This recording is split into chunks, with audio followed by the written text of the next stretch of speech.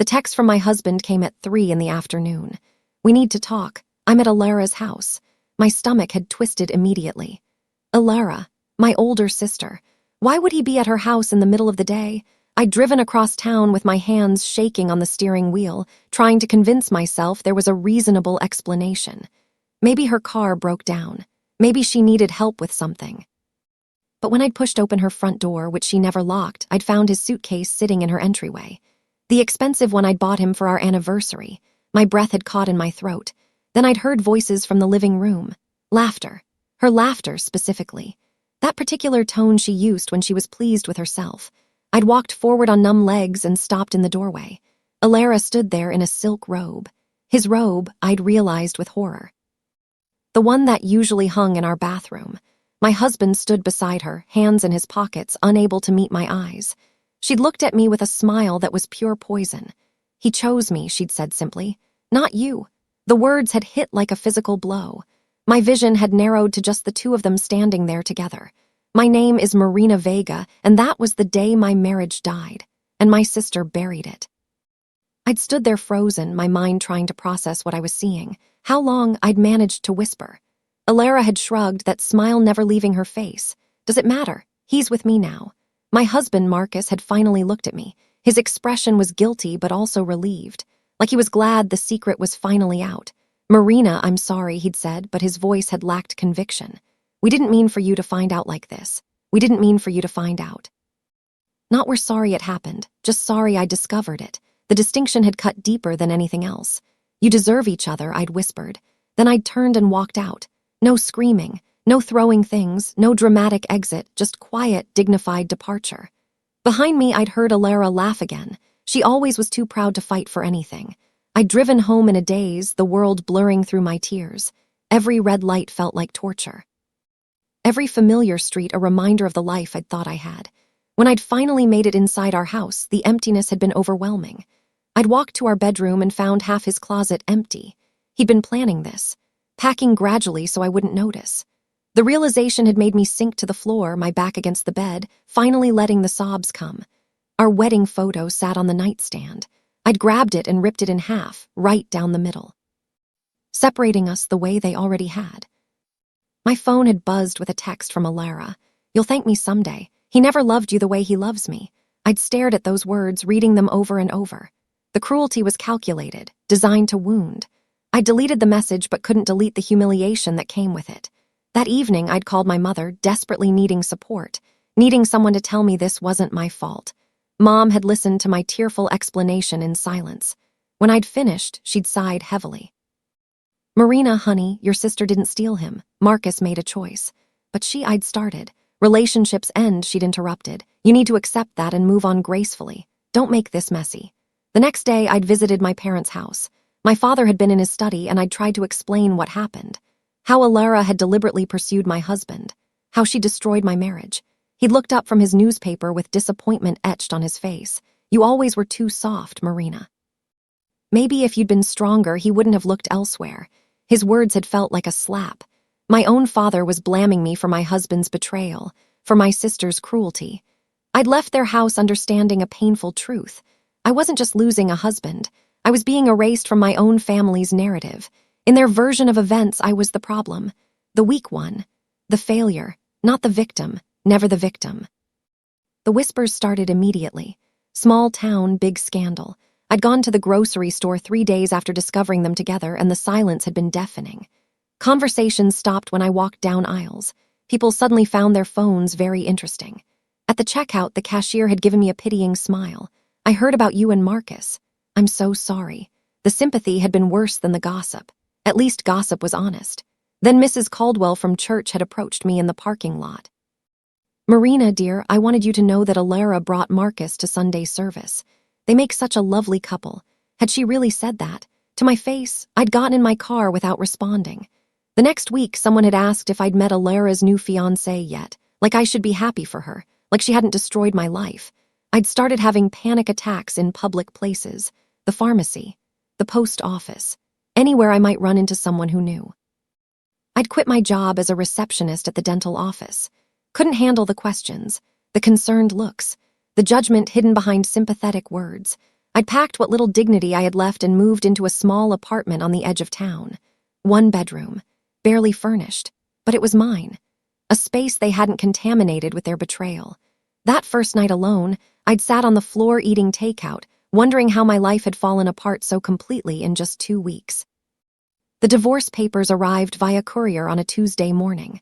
I'd signed for them with shaking hands, my coffee going cold on the counter. Inside the envelope were standard forms, division of assets, custody arrangements, though we had no children. The signature line for witnesses showed Alara's distinctive handwriting.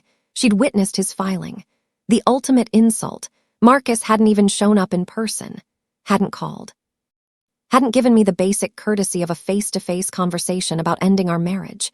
Just papers delivered by a stranger. I'd read through the terms with growing anger. He wanted the house, claiming he'd paid most of the mortgage, wanted our savings account, wanted the car we'd bought together. He was taking everything and leaving me with almost nothing. My lawyer, a kind woman named Patricia who I could barely afford, had reviewed the papers and shaken her head. This is aggressive, punitive. We can fight it, but fights cost money I didn't have, energy I couldn't spare, so I'd signed. Let him have the material things, the house full of lies, the money that represented his betrayal. I didn't want any of it. As I'd handed the signed papers back to Patricia, I'd made myself a silent promise. I'll rise from this. I'll rebuild. And when I do, they'll both choke on their lies. The promise had felt hollow then. But I'd needed something to hold on to, some thread of hope in the darkness. I'd found work at a small real estate office doing bookkeeping. The pay was modest, barely enough for rent and groceries. But my boss, a woman named Claire, had been kind when she'd hired me. You don't have to explain your situation, she'd said during the interview. Everyone deserves a fresh start. The office was quiet. Just Claire, 2 agents, and me. No gossip. No judgment. My coworkers treated me normally, which felt revolutionary after weeks of pitying stares. During lunch breaks, I'd sit in the small break room and work on rebuilding myself. I'd started reading again. Books about resilience, about women who'd survived worse. I'd begun exercising, taking long walks through parts of town where I wouldn't run into anyone I knew. Slowly, painfully, a seed of peace had begun to grow. It was fragile. Some days I'd see a couple holding hands and the grief would overwhelm me again. Other days I'd catch myself smiling at something small, a funny commercial or a pretty sunset, and feel guilty for feeling anything but sadness. But I was surviving. That counted for something. 3 months after the divorce was finalized, Claire had given me a raise and more responsibilities. You're good at this, she'd said. Have you ever thought about getting your real estate license? I hadn't, but the idea had planted itself. A future. A career. Something that was mine alone, untouched by Marcus or Alara. Maybe, I'd said, maybe I will. 6 months after the divorce, Alara had thrown a lavish party. The invitation had appeared on social media, impossible to avoid. Join us in celebrating new beginnings, the post said. Below it was a photo of Alara and Marcus, her hand prominently displaying an engagement ring. My engagement ring. The one Marcus had given me when he'd proposed. She'd taken that too. But the real announcement came 2 hours into the party. Alara had posted photos of herself holding a positive pregnancy test. We're expecting, she'd written. Marcus and I couldn't be happier to announce that we're starting our family. The comments had flooded in immediately. Congratulations. So happy for you. You'll be wonderful parents. I'd stared at my phone screen numb. She'd taken my husband, my family's support, my place in our social circle. And now she was having his baby. The baby I'd wanted but we'd always said we'd wait for. She'd taken everything. Every single thing that had mattered to me. I'd closed the app and sat in the darkness of my apartment. But something had nagged at me. The timeline didn't quite make sense. I'd done the math in my head. If she was announcing now, she'd have gotten pregnant around the time they'd started their affair. Maybe before, even. Which meant the betrayal had been going on longer than I'd thought, or something else was wrong with her story. My instincts, long suppressed, had begun to stir. The call had come late on a Thursday night, my father's number. I'd almost let it go to voicemail, still hurt by how he'd sided with Alara. But something had made me answer. Marina, he'd said, his voice weak. I need to talk to you. Dad, what's wrong? I'm sick, really sick. The doctors, they're not optimistic. His voice had trembled, something I'd never heard before. I've been thinking about things, about how I treated you. I was wrong. The admission had shocked me into silence. Can you visit? He'd asked. Please. 2 days later, I'd driven to my parents' house for the first time in 8 months. My mother had answered the door, her expression cold. He asked for you, she'd said. Not a greeting. Not a hello, just a fact. My father had been in his study, looking smaller than I remembered. Thinner, older. The illness had taken its toll. He'd stood when I'd entered, and to my shock, he'd hugged me. I'm sorry, he'd whispered. For everything. We talked for hours about his illness, about his regrets, about how he'd let Alara manipulate situations her entire life because it was easier than confronting her. I should have protected you, he'd said. I should have seen who she really was. It was the first time anyone in my family had acknowledged that what happened wasn't my fault, that Alara's actions were wrong, and it had come from the person I'd least expected to offer it. I'd started visiting my father regularly, helping him with medications, keeping him company, making sure he ate. My mother barely spoke to me during these visits, clearly resentful of my presence. Alara had shown up one afternoon, furious to find me there. What is she doing here? She demanded, her pregnant belly pronounced under her designer maternity dress. She's my daughter too, my father had said firmly, and she's helping me when no one else would. Alara's face had flushed red. I've been busy, she'd snapped, with the baby, with planning the wedding, with my life. My father had just looked at her steadily. Yes, you've been very busy. The disapproval in his tone had been clear. Alara had stayed for exactly 15 minutes, bragging about her upcoming wedding, about the nursery Marcus was building, about their perfect life. Then she'd left in a huff, angry that my father hadn't praised her enough. After she'd gone, my father had shaken his head. She's always needed to be the center of attention, even when she was little. But this, he'd gestured vaguely, taking your husband, flaunting it. That's cruel in a way I didn't think she was capable of. I'd nodded, not trusting myself to speak without crying. He'd reached over and squeezed my hand. You're stronger than her, Marina. You always have been. That's why she needed to break you down. Those words had meant more than he'd ever know. One afternoon while my father napped, I'd been organizing his study, making sure his important papers were accessible, that bills were filed properly. In the bottom drawer of his desk, I'd found a sealed envelope. The paper was old, yellowed at the edges. Across the front in my father's handwriting, to be opened upon my passing. My hands had frozen on the envelope. It wasn't addressed to anyone specific, just that instruction. I'd checked the desk again and found a small note tucked behind where the envelope had been. For the truth, not the noise, my father's words. I'd held both items, confused but intrigued.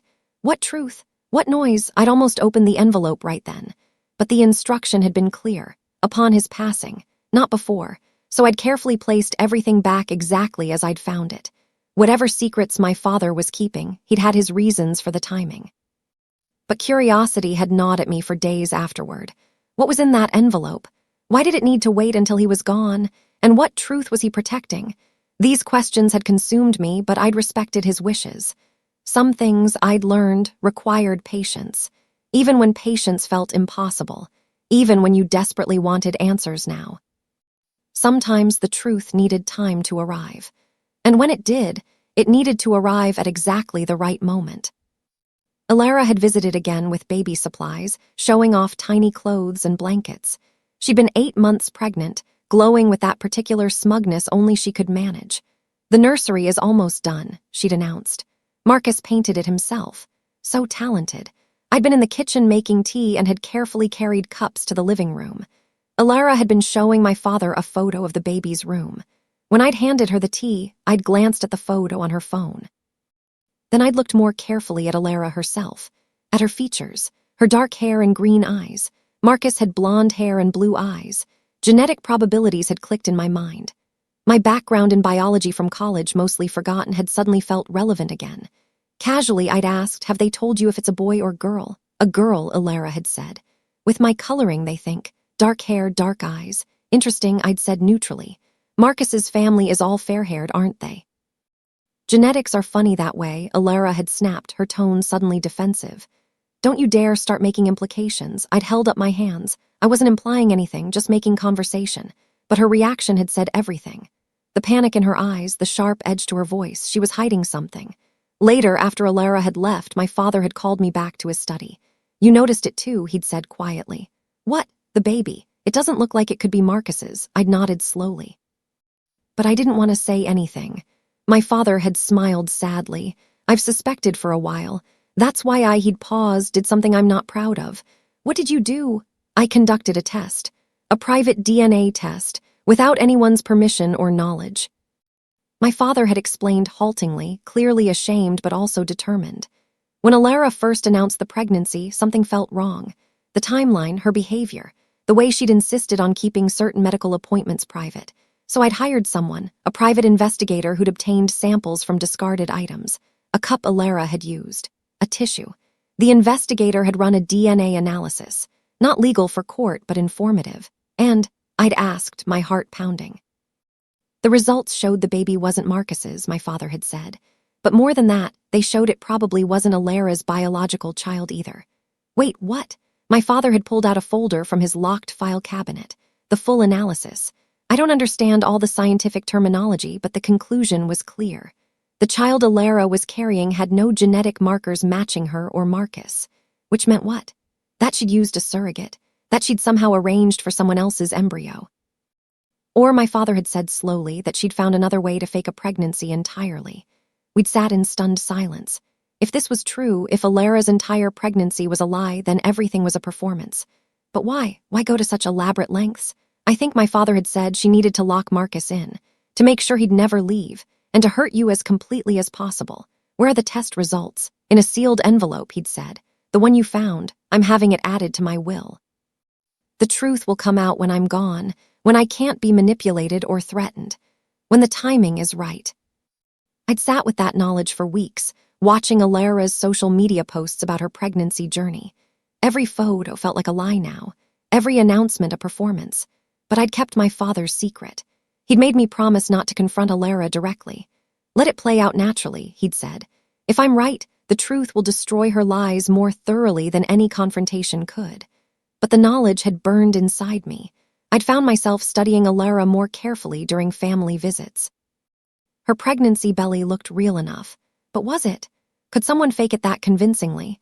Then one afternoon, I'd made a subtle comment about pregnancy symptoms. How's your morning sickness? I'd asked innocently.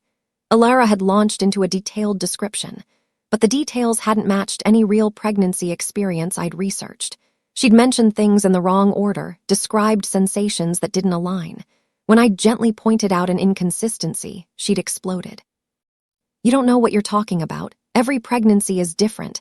You're just jealous because you can't have what I have. The outburst had been disproportionate, defensive in a way that confirmed my suspicions.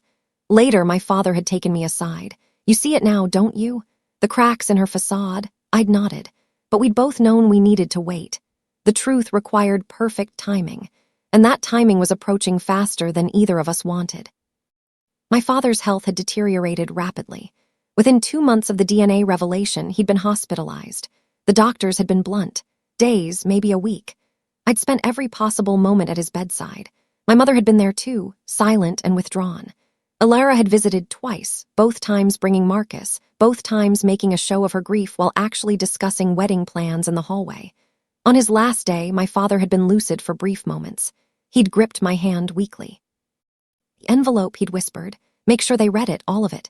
During the will reading, I'd promised, tears streaming down my face. He'd smiled. You're my good daughter, Marina. Always have been. I'm sorry I didn't see it sooner.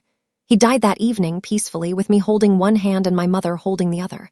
Alara had arrived 15 minutes after he'd passed. She'd screamed and cried and made such a scene that the nurses had asked her to step outside. In the parking lot afterwards, she'd turned on me. This is your fault, she'd screamed. You stressed him out with your presence. If you'd stayed away like Mom wanted, he'd still be alive. The accusation had been absurd, cruel, but also typically Alara. Unable to accept reality, she'd rewritten it to make me the villain. The funeral had been a performance. Alara in designer black, her pregnant belly displayed prominently, crying beautifully for the cameras that several family friends had brought. She'd even posted photos afterward. Saying goodbye to the best father. Her grief had been public, performative, and completely false.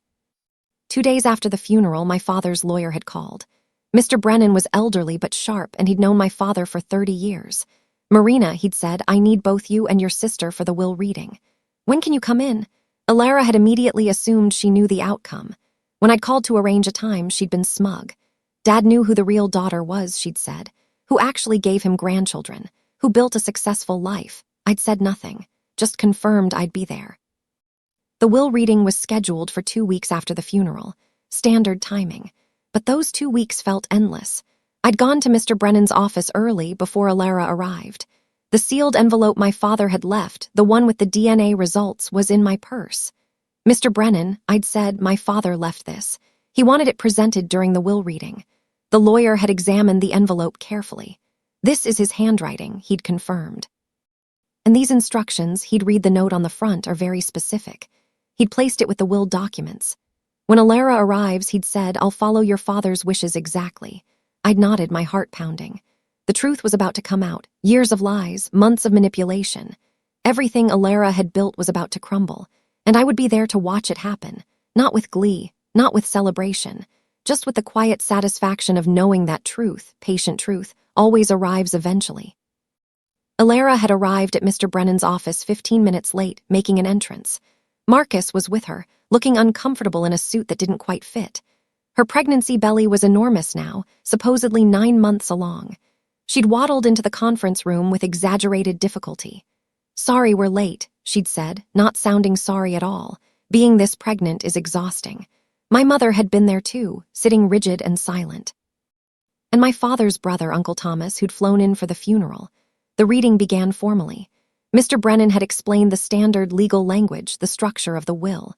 Alara had sat forward in her chair, anticipation written across her face. Then Mr. Brennan had said something unexpected. Before we proceed with the distribution of assets, there's an envelope that must be opened. Your father left very specific instructions. An envelope? Alara had frowned. What envelope? This one, Mr. Brennan had said, holding up the sealed package. It's labeled with instructions to be opened during this reading. And inside is information your father felt was essential before his final wishes could be executed. Open it, my mother had said impatiently. Let's get this over with. Mr. Brennan had carefully opened the envelope. Inside were papers, legal documents, test results, and a letter in my father's handwriting. The lawyer had adjusted his glasses and begun reading. To my family, the letter started. The truth is often painful, but living with lies is worse. I've discovered something that must be known before my estate is divided. The room had gone completely still. What is this? Alara had asked, her voice tight. Keep reading, I'd said quietly, my first words since entering the room. Mr. Brennan had continued reading my father's letter. 2 years ago, I became suspicious about certain claims made by my daughter Alara regarding her pregnancy and the paternity of her child. The suspicions were based on timeline inconsistencies, behavioral patterns, and information that didn't align with reality. Alara had stood up suddenly, her chair scraping loudly. This is ridiculous. I don't have to listen to this.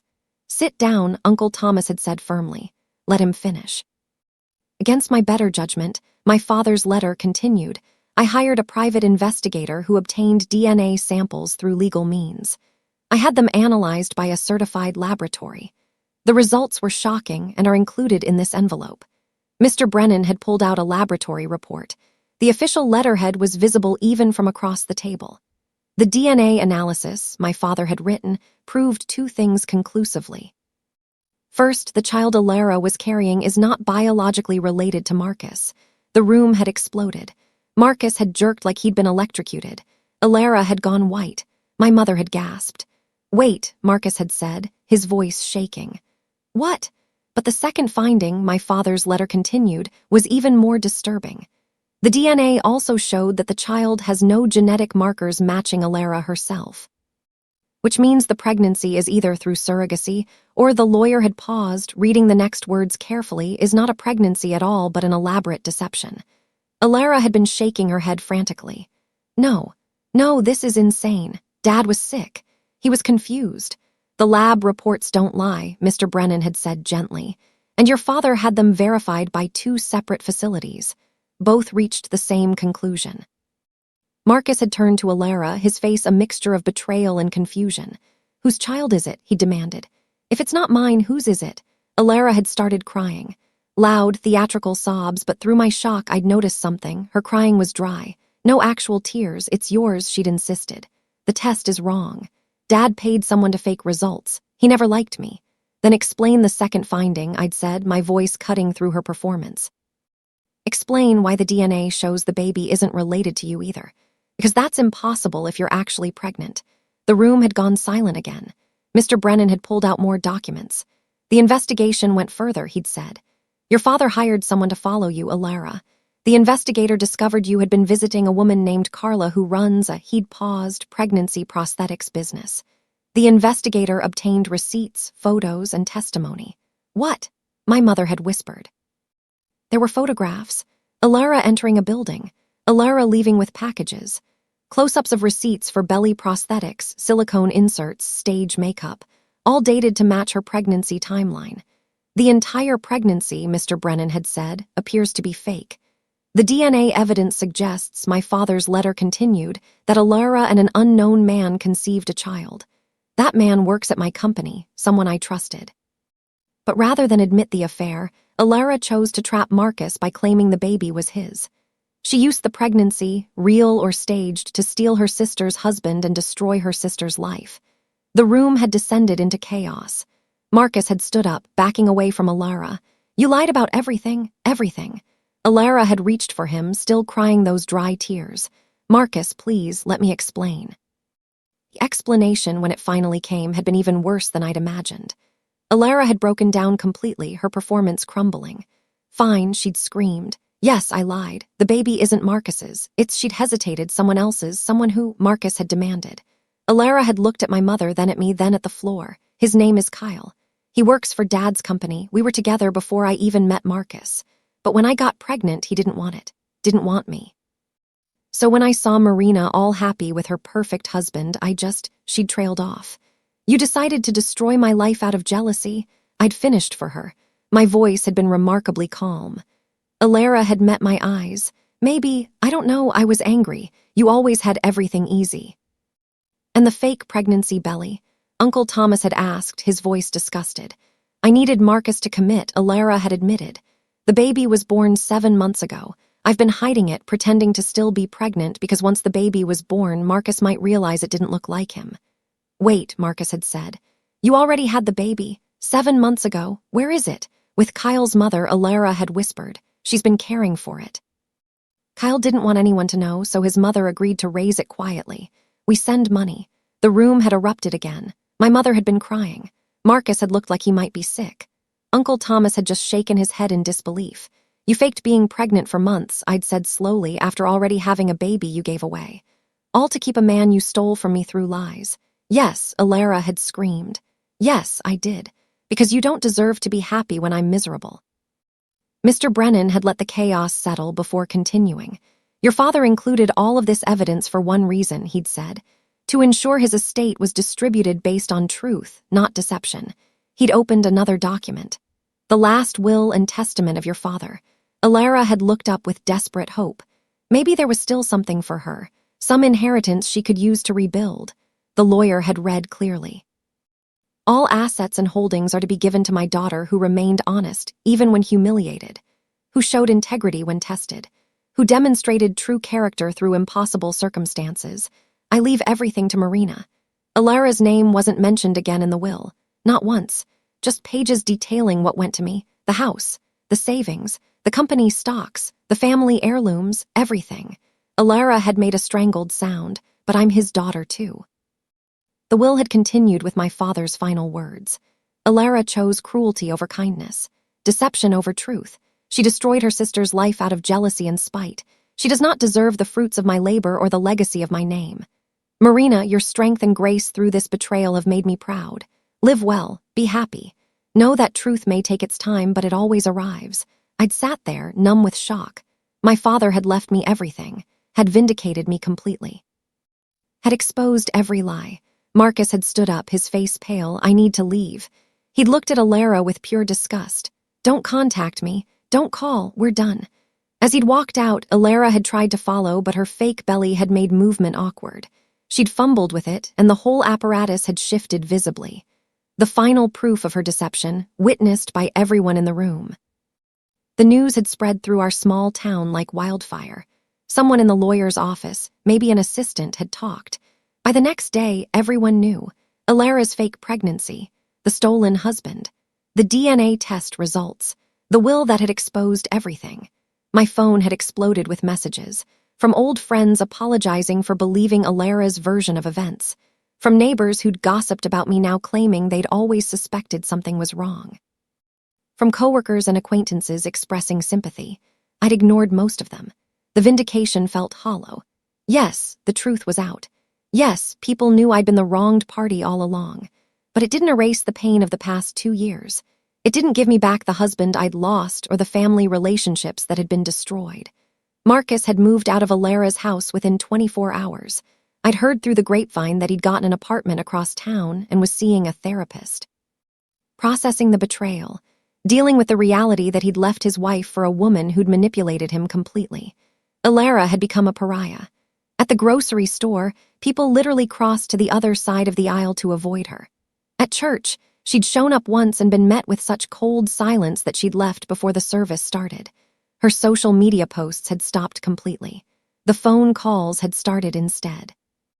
Late-night calls to my number, sometimes drunk, sometimes crying, always blame-shifting. "This is all your fault. You turned Dad against me. You ruined my life." I'd blocked her number after the 5th call. There was nothing left to say. The inheritance process had moved forward. I'd met with Mr. Brennan to discuss the estate. The house, my father's house where I'd grown up, was mine now. My mother had moved in with her sister, unable to face me. The savings account was substantial. My father had been careful with money, and decades of work had resulted in real wealth. There were stocks, bonds, retirement accounts, a trust that would pay out annually, and his company's shares, which came with voting rights. I'd suddenly become, on paper at least, quite wealthy, but the money felt complicated. It wasn't the inheritance itself I'd wanted. It was my father's recognition, his acknowledgement that I'd been wronged, his willingness to expose the truth even after death. That meant more than any dollar amount. Mr. Brennan had also shown me something else. "Your father left instructions for these situations," he'd said, sealed letters for various people. He'd handed me an envelope with my mother's name on it, and one addressed to Marcus, another to Uncle Thomas. Each letter apparently contained my father's final thoughts for that person. "Should I deliver them?" I'd asked. "That's up to you," Mr. Brennan had said. "Your father gave you that choice." I'd taken the letters home and sat with them for a long time. Eventually, I'd mailed them, not out of obligation, but because my father had wanted certain things said, certain truths delivered, and I would honor that, even when it was difficult. Even when part of me wanted to let everyone suffer in ignorance. Truth deserved to be heard, even painful truth, especially painful truth. The scandal had grown beyond our small town. A local journalist had picked up the story, and it had gone regional. Then a true crime podcast had covered it, framing it as a case study in family betrayal and psychological manipulation.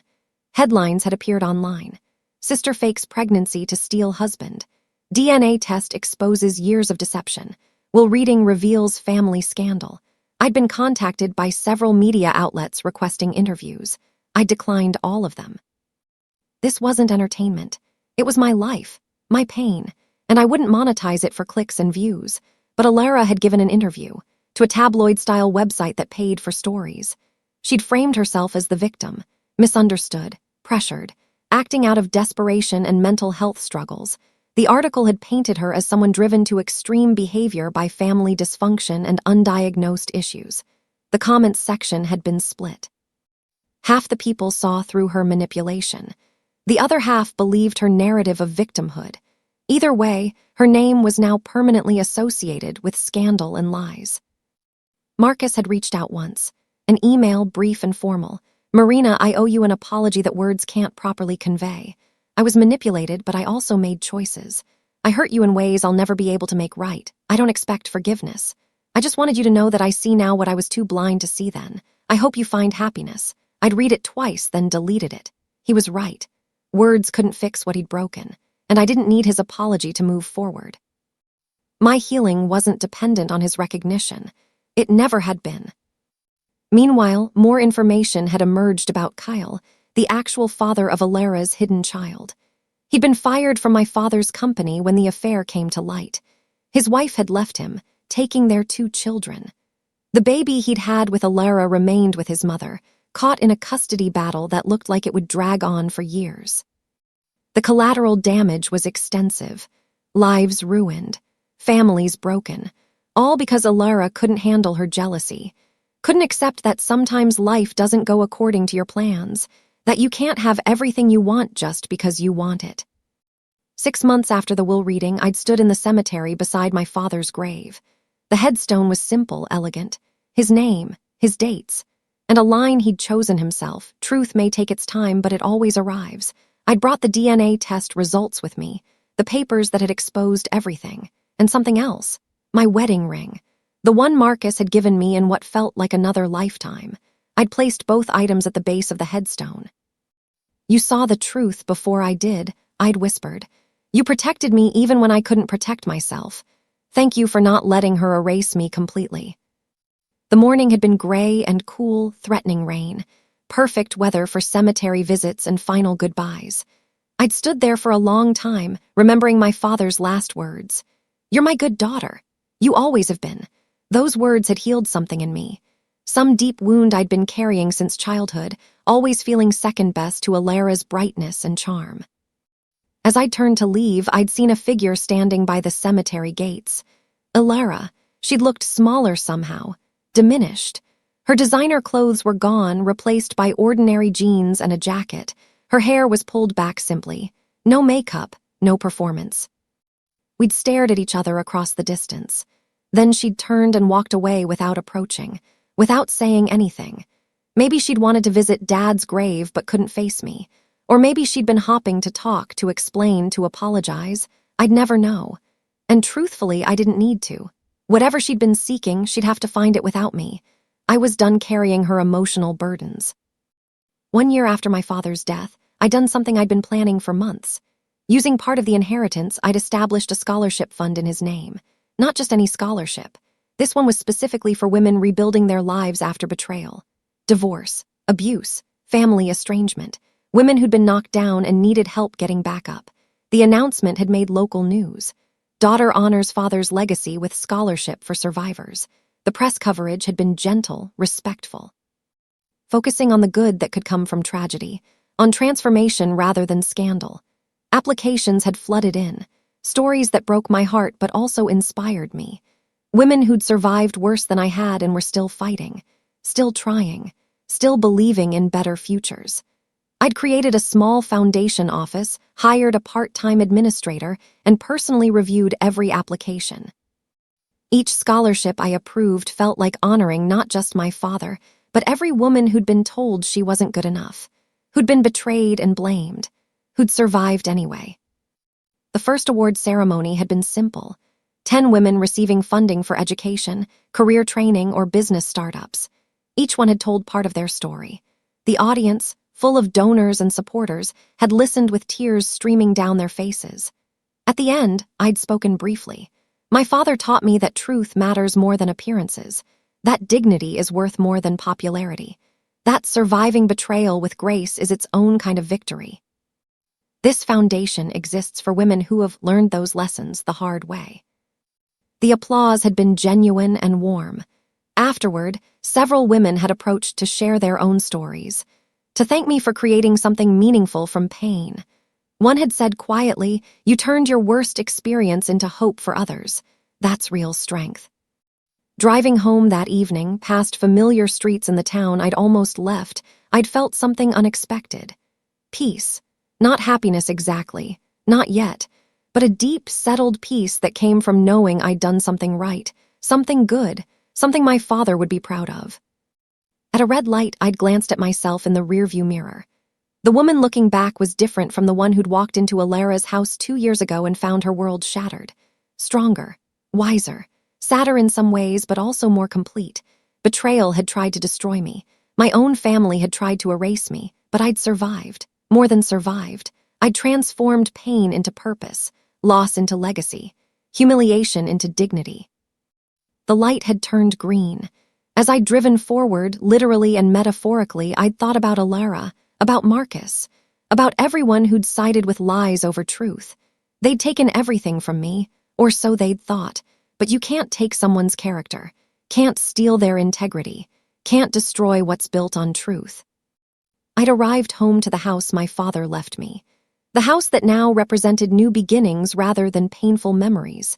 Inside, framed on my desk, was a photo of my father and me from my college graduation, his hand on my shoulder, pride in his eyes. That photo had survived Alara's attempts to rewrite history, had endured through the scandal and aftermath, just like I had. As the sun set through my window, painting everything gold, I'd whispered to the quiet room, they took everything from me. My husband, my family, my reputation, my peace. But I survived, I rebuilt, I transformed, and in the end I won. Not through revenge, not through cruelty, but through patience, truth, and the understanding that dignity is its own reward. That surviving betrayal with grace is its own kind of justice. That living well, truly well, is the best response to those who try to destroy you. The story that had begun with humiliation and lies had ended with truth and transformation. My father had seen it coming, had prepared for it, had ensured that justice would be served even after his death. And I had honored his gift by not letting bitterness consume me, by choosing purpose over pain, by building something lasting from the ruins of what was destroyed. 2 years ago, I'd been a woman whose life fell apart in a single afternoon. Today, I was a woman who'd rebuilt everything on her own terms, who'd turned betrayal into a foundation that helped others, who'd proven that truth, patient and persistent, really does always arrive. And when it does, it sets everything right. The scandal would fade, the gossip would quiet, but the foundation would remain, the scholarships would continue, and my father's words, carved in stone above his grave, would remind everyone who visited that truth matters. That lies have expiration dates. That integrity outlasts deception every single time. And I would keep living, keep building, keep proving that you can survive the worst betrayal and still create something beautiful. That being broken doesn't mean staying broken. That the best revenge isn't revenge at all. It's healing. It's growth. It's becoming someone even your worst enemies can't diminish. Someone so firmly rooted in truth that lies can't topple you anymore. That's who I'd become, and that's who I would remain, Marina Vega, survivor, builder, truth teller, free.